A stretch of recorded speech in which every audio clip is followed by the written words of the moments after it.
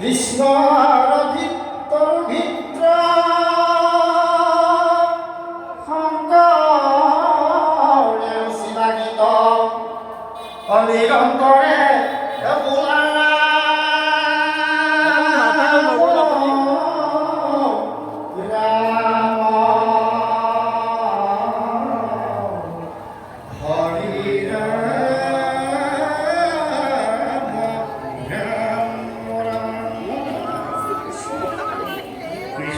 ইন্দ্ৰ বৃহস্পতি অপমান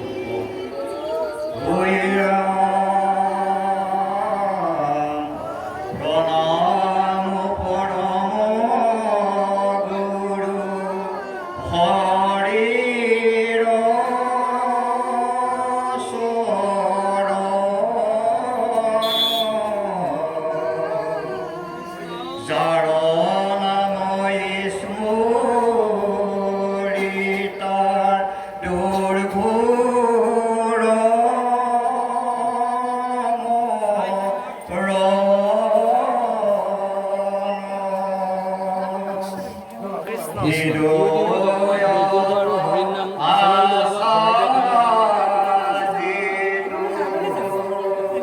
চৰণ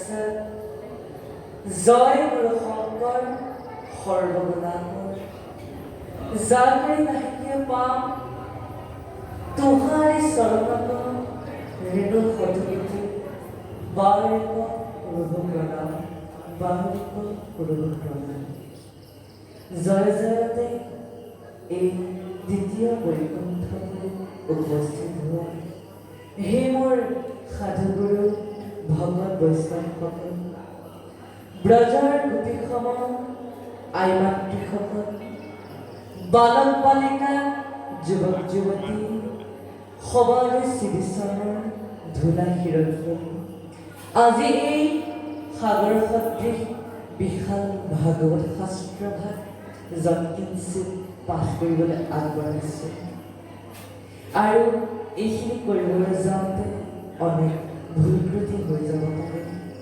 ৰৈ যাব পাৰে আগে পিছ হ'ব পাৰে পিছে আগ হ'ব পাৰে সেয়েহে আগতীয়াকৈ আপোনাৰ খবৰ দুখানি কমল চৰণত ক্ষমা প্ৰাৰ্থনা বিচাৰিছোঁ। আমাৰ নামঘোষাত উল্লেখিত আছে যে তাৰাসৱে পূজ্য, তাৰাসৱে ধন্য, তাৰাসৱে পূৰিত জন, কলি তহৰি আনকো বোলালে আপোন কৰে কীৰ্তন। কৈছে যে এই কলি যুগত যি মনুষ্যই হৰিৰ গুণকীৰ্তন নিজে কৰাৰ লগতে আন মনুষ্যকো হৰিৰ গুণকীৰ্তন কৰিবলৈ সুযোগ প্ৰদান কৰে। কৈছে যে তেনে মনুষ্য ভগৱন্তৰ ধন্যবাদৰ পাত্ৰ, পূজ্যৱান। আৰু সেই কৰ্মভাগ আজি কৰিছে আয়োজক সমিতিসকলে। আৰু আমি সবাই এই সুযোগতে আয়োজক সমিতিলৈ ধন্যবাদ জ্ঞাপন কৰিছোঁ, কাৰণ আমাক সবক কিছু সময়ৰ বাবে ভাগৱত কীৰ্তন কৰিবলৈ সুযোগ প্ৰদান কৰাৰ বাবে। আৰু আমি সবে জয় জয়তে অকণমান গুৰু স্মৰণ কৰিব বিচাৰিছোঁ। কৃষ্ণ কৃষ্ণ। শ্ৰীমন্ত শংকৰ হৰি ভকতৰ যাৰা যেন কল্পতৰু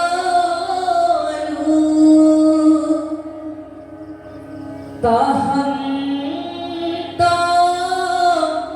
বিদায় নাই নাই নাই আমাৰ পৰম গুৰু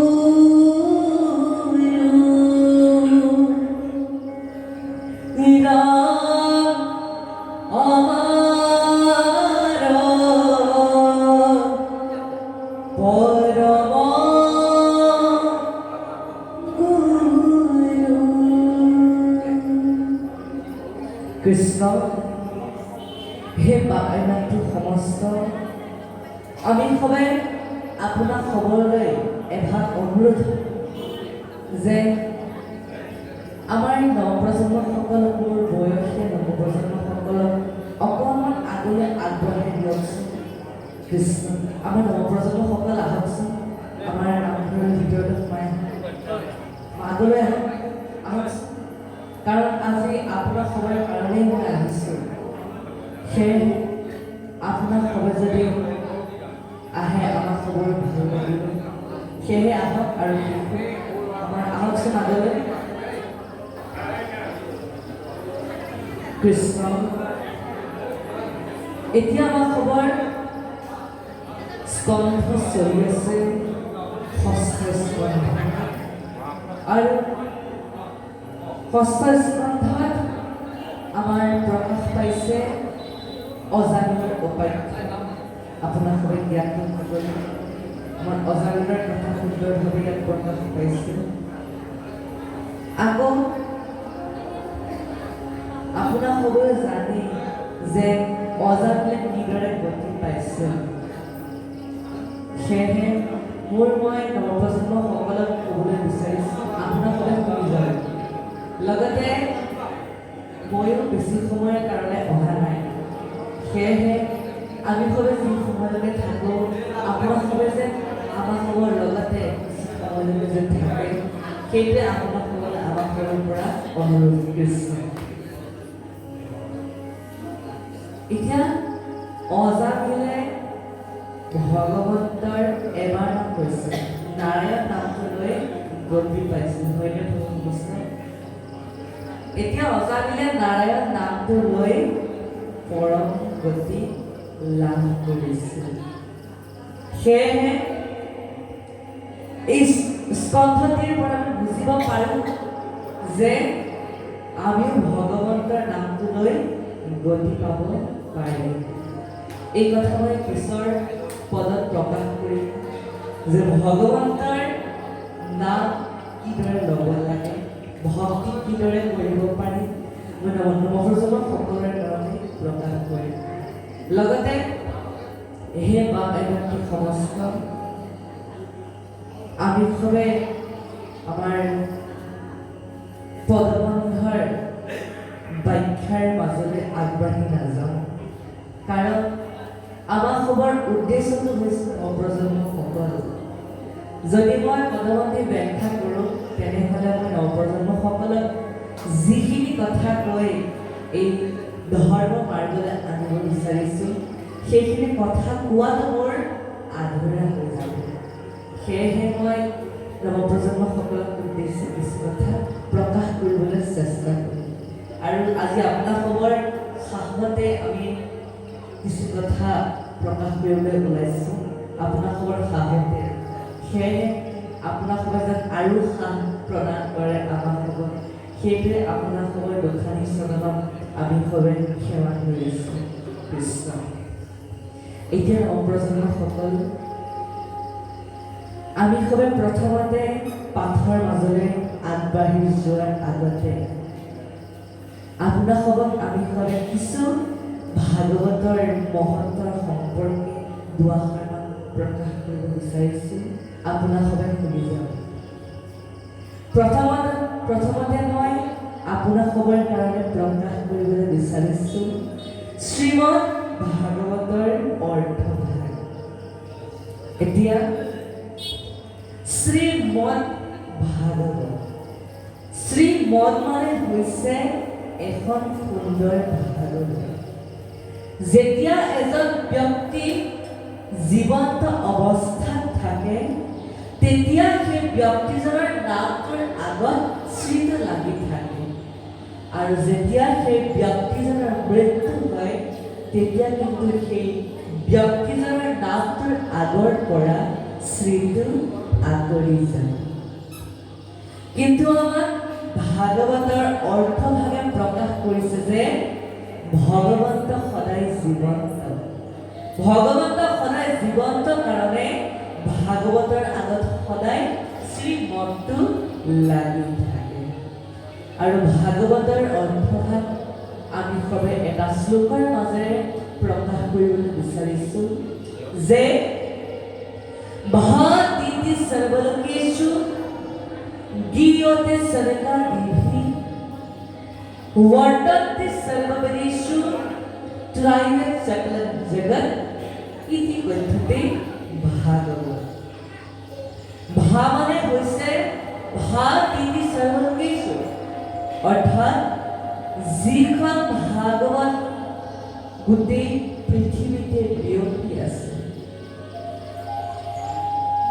গ মানে হৈছে গীয়তে সনকাদিভি, অৰ্থাৎ যিখন ভাগৱত সনত আদিয়ে সদায় কীৰ্তন কৰি ফুৰে সেইখন হৈছে ভাগৱত। ৱ মানে হৈছে वर्तन्ते सर्ववेदेषु, যিখন ভাগৱত সকলো বেদতে ব্যাপ্তমান হৈ আছে, বৰ্তি আছে, সেইখনে হৈছে ভাগৱত। আৰু ত মানে হৈছে ত্ৰৈলোক্য সকলং জগত। কি কৈছে যে এই ভাগৱতখন আমি শ্ৰৱণ কীৰ্তন কৰিলেহে কলিযুগত বোলে তৰিজয় পথ বিচাৰি পাম, অৰ্থাৎ তৰি যাব পাৰিম। ইতি কথ্যতে ভাগৱত, এইটোৱে হৈছে ভাগৱতৰ অৰ্থ। এতিয়া সেই এগৰাকী সমস্ত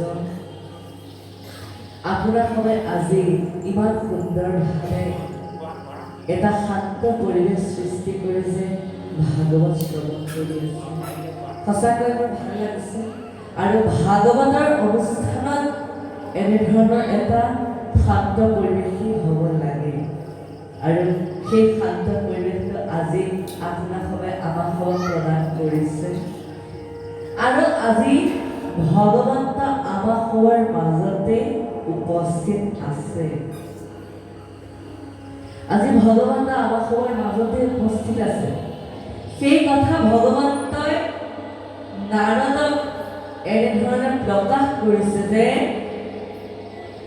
নাহম পৃষ্ঠামি বৈকুণ্ঠে যোগিনাথ হৃদয় নস মদ্ভক্ত যত্ৰ গায়ত্ৰী তত্ৰ পৃষ্ঠামি নাৰদ।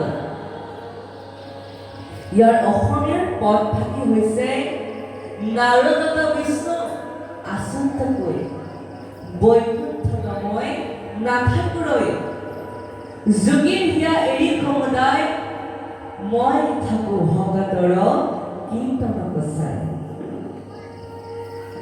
এতিয়া ভগৱন্তই নাৰদক এনেধৰণে প্ৰকাশ কৰিছে যে হে নাৰদ, মোৰ ভগতে যেতিয়া মোৰ এই গুণৰ কীৰ্তন কৰি থাকে সেই সময়ত মই বৈকুণ্ঠ ৰৈ থাকিব নোৱাৰো, আনকি যোগীৰ হিয়াতো মই বন্দী হৈ থাকিব নোৱাৰো। সাক্ষাতে মই সেই সকল ভকতৰ মাজত উপস্থিত হওঁ বুলি ভগৱন্তই নাৰদক সাক্ষাতে প্ৰকাশ কৰিছে। আৰু গুৰু সমস্ত আপোনাৰ সবে গীত এই ফাঁকি পদ মাতিয়ে থাকে, গাই থাকে, কীৰ্তন কৰিয়ে থাকে। আমাৰ নামঘোষাৰ উপদেশৰ প্ৰথম পদ থাকে যে একান্ত ভকত সবে নিৰ্গুণ কৃষ্ণৰ গুণ লয় হয় বসিয়া যথা বৈকুণ্ঠত পৰিহৰি যোগীৰ হৃদয় এৰি থাকা হৰি সাক্ষাৎ কথা। হয়নে গুৰু সমস্ত? এতিয়া ভগৱন্তৰে সাক্ষাতে নাৰদক প্ৰকাশ কৰিছে, লগতে আমাৰ গুৰুজনে প্ৰকাশ কৰিছে যে ভগৱন্ত সাক্ষাতে ভকতসকলৰ মাজত উপস্থিত থাকে। আৰু সেই নৱপ্ৰজন্মসকল আমাৰ এটা সুন্দৰ বাণী আছে যে আমি এই পৃথিৱীলৈ দুদিনৰ আলহী হৈহে আহিছো, আৰু ইয়াৰ পৰা যাওঁতে মহানদী যাব লাগিব। আমি এই পৃথিৱীলৈ দুদিনৰ অতিথি হৈ আহিছো, আৰু ইয়াৰ পৰা যাওঁতে মহানদী যাব লাগিব। আমি প্ৰথমতে এই বাণীটোৰ পৰা গম পালো যে আমাৰ নিজৰ গৃহ হৈছে বৈকুণ্ঠ। আমাৰ নিজৰ গৃহ হৈছে বৈকুণ্ঠ। বৈকুণ্ঠৰ পৰা আমি দুদিনৰ অতিথি আহিছো, পুনৰ আমি যাবগৈ লাগিব নিজৰ বৈকুণ্ঠলৈ। এতিয়া আমাক মহানদী চোৱাৰ কথাটো প্ৰকাশ কৰিছে। আমাৰ শ্ৰীমদ গীতাত এটা সুন্দৰ উপদেশ আমাক সদায় প্ৰদান কৰিছে যে কোনো ব্যক্তি জন্মতে মহান হৈ নাহে, তেওঁৰ কৰ্মহে তেওঁক মহান কৰি তোলে। সেয়েহে আমিও কিন্তু এই পৃথিৱীলৈ মহান হৈ অহা নাই। যদিহে আমি এই পৃথিৱীত মহান কৰ্ম কৰিব পাৰোঁ, মহানতাৰ কৰ্ম কৰিব পাৰোঁ, ভাল কাম কৰিব পাৰোঁ, তেনেহ'লে আমিও মহান ৰূপে স্বীকৃতি পাম। এতিয়া আমি সদায় উদাহৰণস্বৰূপে আমাৰ মহাপুৰুষ গুৰু দুজনাক আমি উদাহৰণস্বৰূপে লৈছোঁ। এতিয়া মহাপুৰুষ গুৰু দুজনা জানো জন্মতেই মহাপুৰুষ হৈ আহিছিলে জানো? নিশ্চয় অহা নাই।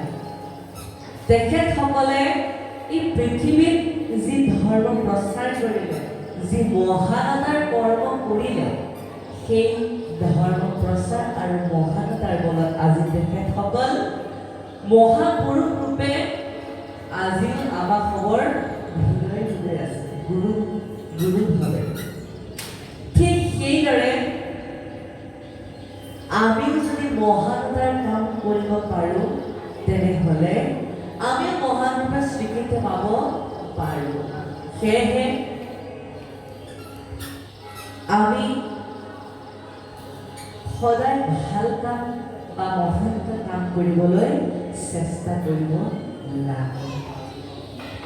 আৰু আমি সদায় পদবন্ধেৰ মাজে মাজে আমাৰ নৱপ্ৰজন্মসকলৰ কাৰণে কিছু ভক্তি ভৰা কথা প্ৰকাশ কৰিবলৈ আমি খুব চেষ্টা কৰিম।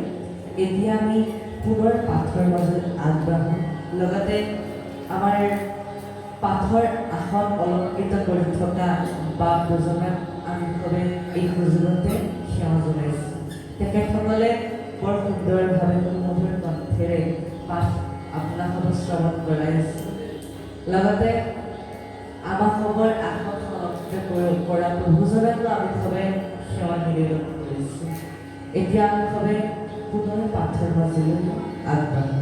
কৃষ্ণ কৃষ্ণ। হেৰা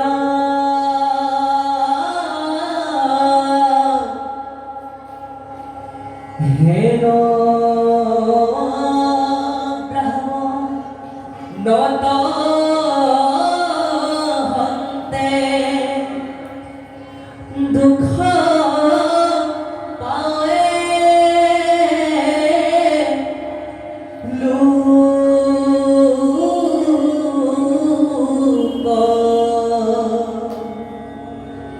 আশুক কল্যাণ নুগুচয়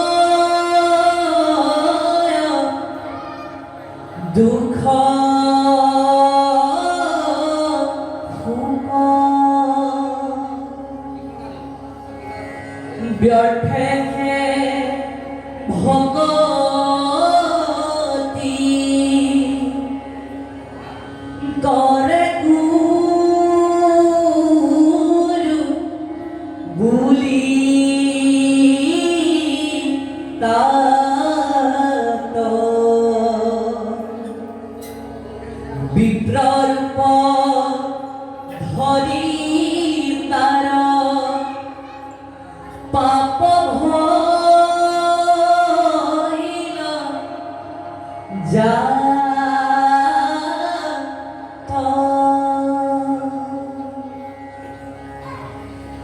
এতে কতে গুৰুৰ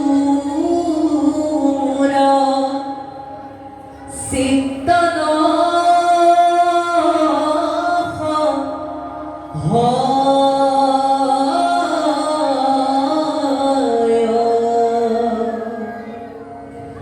পৰম বৈষ্ণৱ বৃহস্পতি কৃপা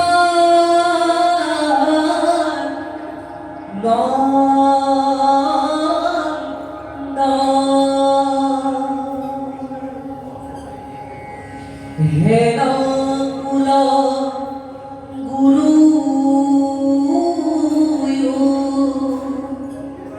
তেজিলে যম নাম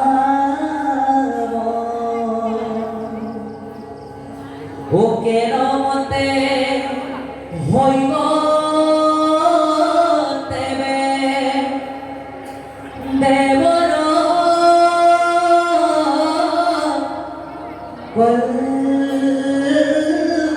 কল্যাণ ও হেন শুনি পৰম বৈষ্ণৱ সুখ মুনি ও রাজাকে প্রশংসি হাসি বলিল বাণী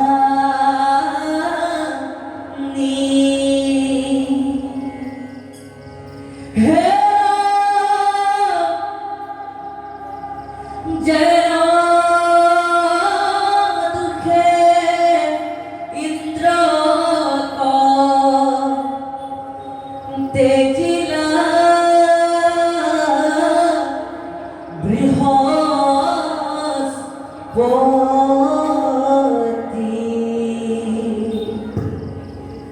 পুরা খাব ধানে পরি হিত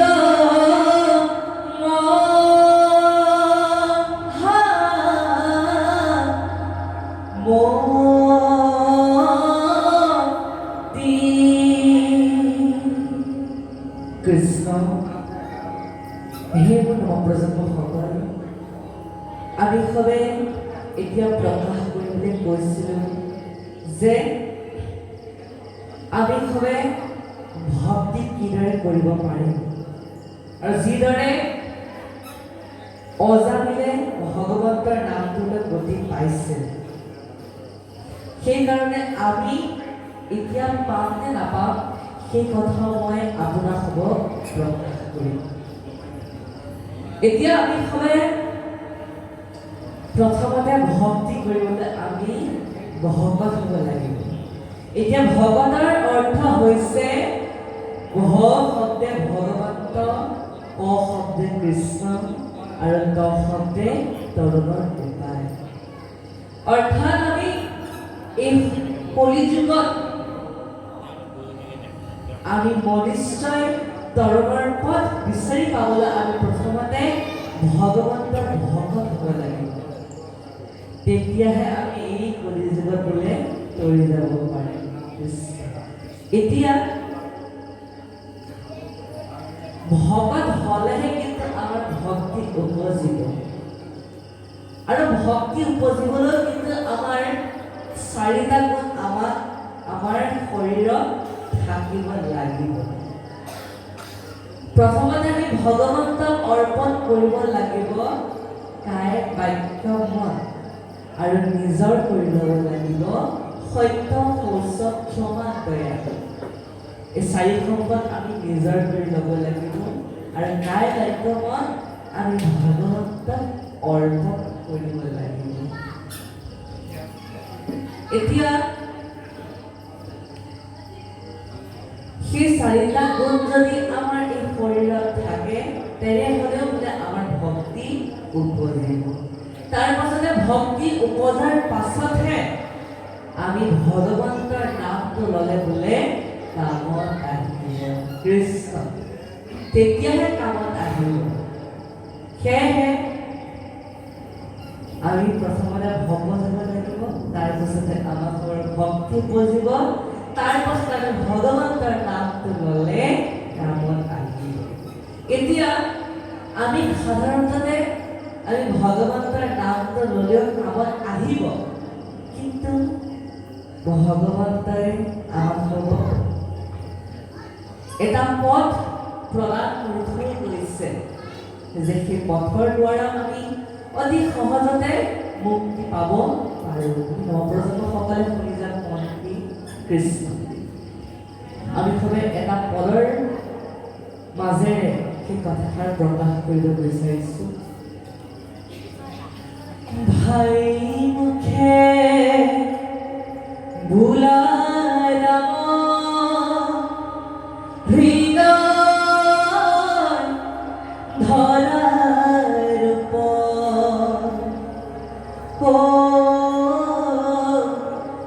এতেকে মুকুতি পাইবা কহিলো স্বৰূপ। কি বুলি প্ৰকাশ কৰিছে যে আমাক ভাই বুলি সম্বোধন কৰিছে, আমাক ভাই বুলি সম্বোধন কৰিছে যে হে ভাই, তুমি মুখেৰে ভগৱন্তৰ নামটো লৈছা, ভাল কৰিছা, কিন্তু তুমি আৰু এটা কৰিবাচোন, লগতে তুমি ভগৱন্তৰ চৰণ যুগল হৃদয়ত স্মৰণ কৰিবাচোন। কি বুলি প্ৰকাশ কৰিছে যে এতেকে মুকুতি পাইবা কহিলো স্বৰূপ, তুমি এতেকে মুকুতি পাবা, এইটো স্বৰূপ কথা বুলি আমাক হ'ব প্ৰকাশ কৰিছে।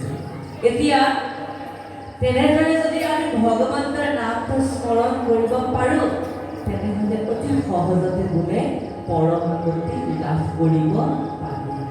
আমাৰ দ্বিতীয় স্কন্ধটোত প্ৰকাশ কৰিছে ভাগৱত ধৰ্মৰ অধ্যায় যে কৃষ্ণ পদ পংকজগ হৃদয় ধৰি দিলত সিদ্ধান্ত তাংক সাধুৰ বাবে।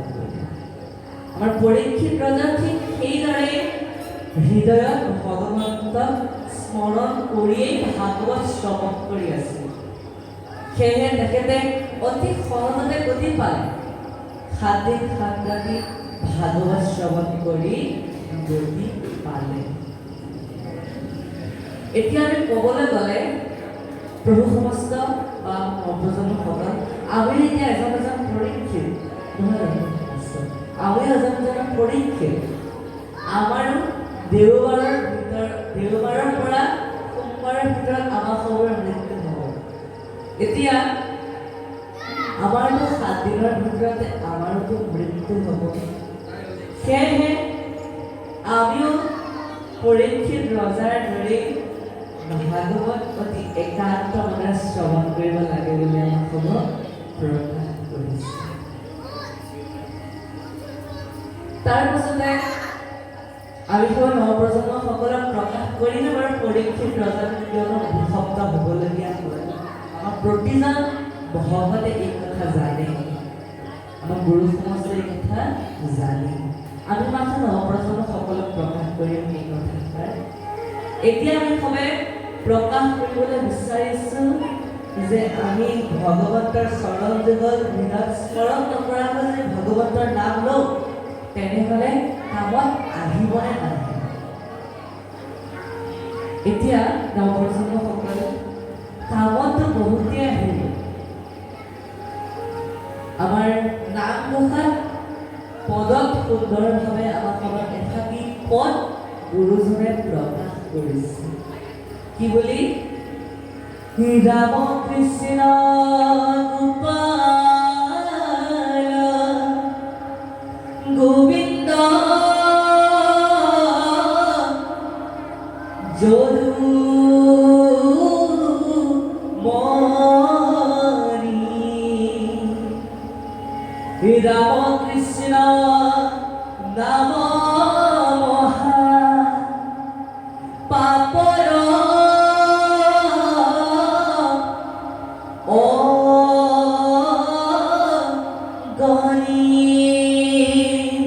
গোবিন্দ কি বুলি প্ৰকাশ কৰিছে যে ভগৱন্তৰ অজস্ৰ নাম, ভগৱন্তৰ অজস্ৰ নামৰ ভিতৰত যদি আমি এটা বস্তু ল'ব পাৰোঁ তেনেহ'লে কি বুলি প্ৰকাশ কৰিছে যে আমাৰ বোলে কোটি কোটি জনৰ পাপ বোলে এবাৰতে অগ্নিজনী ছাই হিচাপে প্ৰকাশ কৰিছে। অগ্নিজনী ছাই হিচাপে প্ৰকাশ কৰিছে কোটি কোটি জনৰ পাপ। এটাকে মাথো আমি ভগৱন্তৰ নাম এবাৰ স্মৰণ বা প্ৰকাশ কৰিব লাগে। এতিয়া আই সমস্ত প্ৰভু সমস্ত নৱপ্ৰজন্মসকল আমাৰ দিনটোত এই 24 ঘণ্টাত আমি যি কৰ্ম কৰোঁ সেই সমস্ত কৰ্ম কৰাত আমাৰ কিছু দুখ লাগে। প্ৰতি খোজে খোজে আমাৰ অপৰাধ হয় আৰু সেই অপৰাধ হোৱাত আমাৰ গাত পাপ লাগিবলৈ প্ৰকাশ কৰিছে, পাপ লাগিবলৈ প্ৰকাশ কৰিছে। এতিয়া এই সমস্ত পাপ আমি অতৰাবলৈ বোলে আমি 24 ঘণ্টাত 500 যজ্ঞ কৰিব লাগে, 500 যজ্ঞ কৰিব লাগে। তেতিয়াহে বোলে আমাৰ সমস্ত পাপ নাশ হয়। কিন্তু আমাৰ ভাগৱতৰ 2য় স্কন্ধত প্ৰকাশ কৰিছে নিতে বলি বিশ্ব পঞ্চ যজ্ঞতা আচৰে প্ৰতিদিনেই এই পঞ্চ যজ্ঞ আমি কৰিব লাগে। কিন্তু আমাৰ ভাগৱতে প্ৰকাশ কৰিছে যে আজিকালি ভগৱন্তে আমাক এটা সুবিধা প্ৰদান কৰিছে, সুযোগ প্ৰদান কৰিছে যে আজিকালি আমি পঞ্চযজ্ঞ নকৰিলেও হয়, মাথো আমি এবাৰ ভগৱন্তৰ নাম ল'ব লাগে। এতিয়া নৱপ্ৰজন্মসকলে বুজি পাইছেনে? সেয়েহে আমাক সেইকাৰণে প্ৰকাশ কৰিছে যে মাথো আমি ভগৱন্তৰ নাম ল'ব লাগে। তেতিয়া আমি সমস্ত পাপৰ পৰা ধৰি লৈ সকলো অপৰাধ সমস্ত নাশ হয় বুলি প্ৰকাশ কৰিছে হয়নে সমস্ত কৃষ্ণ আৰু আমি পিছৰ পদত প্ৰকাশ কৰিম যে আমি নৱপ্ৰজন্ম সকলোকে উদ্দেশ্যি কিয় প্ৰকাশ কৰি আছোঁ আমি সবে পিছৰ পদত প্ৰকাশ কৰিম এতিয়া আমি সবে পুনৰ পাঠৰ মাজত শ্ৰীমদে ধূলি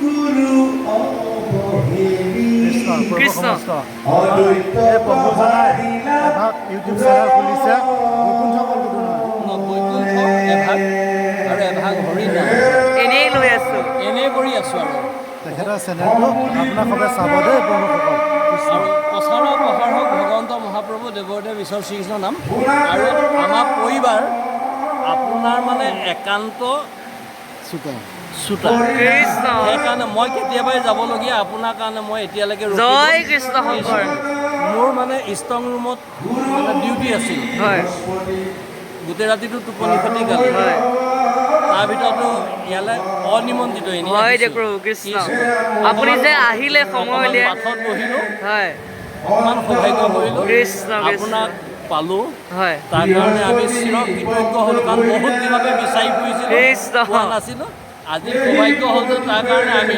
ভগৱন্ত মহাপ্ৰভু দেৱদেৱ ঈশ্বৰ শ্ৰীকৃষ্ণৰ চৰণত চিৰ কৃতজ্ঞ কৃষ্ণ কৃষ্ণ কৃষ্ণ আৰু ইপিনে দেউতাকক কৈছোঁ এভাগ মানে এনেকুৱা এভাগ কৃষ্ণ ভক্তক তেওঁ যে সৌভাগ্য হ'ল তাৰ কাৰণে আমি ভগৱন্ত মহাপ্ৰভু দেৱদেৱ ঈশ্বৰ শ্ৰীকৃষ্ণৰ চৰণত শত কোটিবাৰ ভক্তি ভৰা প্ৰণাম জনাইছোঁ কৃষ্ণ